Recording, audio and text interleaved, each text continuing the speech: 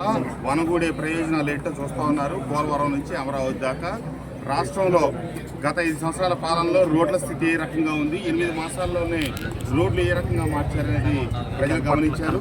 సార్వత్రిక ఎన్నికలకు ముందు జరిగినటువంటి 3 ప్రాంతాలకు అతీతంగా జరిగిన గ్రాడ్యుయేట్ ఎలక్షన్స్లో కూడా తెలుగుదేశం పార్టీ అభ్యర్థులు గెలిపించారు. ఈ రోజున కూటమిగా ముందుకు వస్తున్నటువంటి ఆలపాటి రాజా గారిని గెలిపించి తప్పకుండా జరుగుతున్న అభివృద్ధిని మరింత వేగవంతం చేయడానికి ప్రజల ఆశీర్వాదం కావాలి. చదువుకున్న వాళ్ళందరూ, విఘ్నులందరూ, ఎందుకంటే సాధారణ ప్రజలకు ఒక ఓటు ఉంటే విఘ్నులు కాబట్టి, చదువుకున్న వాళ్ళు కాబట్టి, రాజ్యాంగం 2 ఓట్లు ఇచ్చింది కాబట్టి తప్పకుండా ఈ ఓటుని ఆలపాటి రాజా గారికి, కూటమికి వినియోగించి అభివృద్ధికి మరింత వేగవంతం చేయాలని చెప్పి కోరుతా ఉన్నాం. ధన్యవాదాలు. వనగూడే ప్రయోజనాలు ఏంటో చూస్తూ ఉన్నారు. పోలవరం నుంచి అమరావతి దాకా రాష్ట్రంలో గత 5 సంవత్సరాల పాలనలో రోడ్ల స్థితి ఏ రకంగా ఉంది, 8 మాసాల్లోనే రోడ్లు ఏ రకంగా మార్చారనేది ప్రజలు గమనించారు.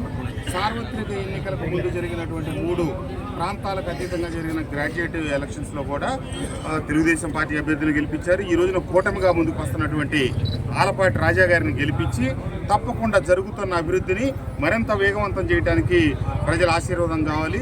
చదువుకున్న వాళ్ళందరూ, విఘ్నులందరూ, ఎందుకంటే సాధారణ ప్రజలకు ఒక ఓటు ఉంటే విఘ్నులు కాబట్టి, చదువుకున్న వాళ్ళు కాబట్టి, రాజ్యాంగం 2 ఓట్లు ఇచ్చింది కాబట్టి తప్పకుండా ఈ ఓటుని ఆలపాటి రాజా గారికి, కూటమికి వినియోగించి అభివృద్ధికి మరింత వేగవంతం చేయాలని చెప్పి కోరుతా ఉన్నాం. ధన్యవాదాలు.